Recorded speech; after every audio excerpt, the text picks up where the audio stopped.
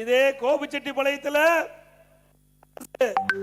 பள்ளி நிகழ்ச்சி, அந்த அரசு பள்ளி நிகழ்ச்சியில அம்மா படமும் இல்ல, தலைவர் படம் இல்ல, அதுல விலையில்லா சைக்கிள் கொடுக்கின்ற காட்சி திரையாளர்களே, அந்த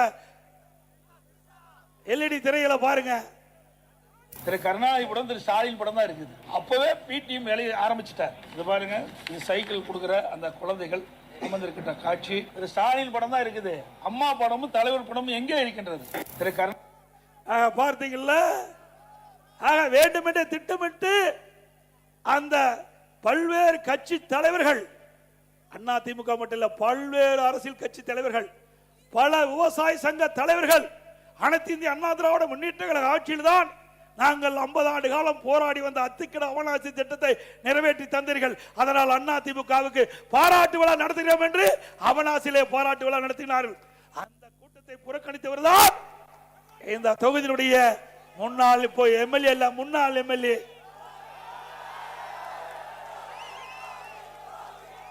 இவரா உங்களுக்கு நன்மை செய்ய போறார். எவ்வளவு கஷ்டப்பட்டு இந்த திட்டத்தை கொண்டு வந்து நான் நிறைவேற்றினேன். எதிர்கட்சிக்காரர்கள் நம்மை மதிக்கின்றார்கள். நம்ம கட்சியிலிருந்து தேர்ந்தெடுக்கப்பட்ட ஒருவர் நம்முடைய பொதுச் செயலாளர் கலக்கின்ற அந்த கூட்டத்தில் கூட கலந்து கொள்ளவில்லை என்றால் இந்த மக்கள் மீது அக்கறை கொண்டவரா?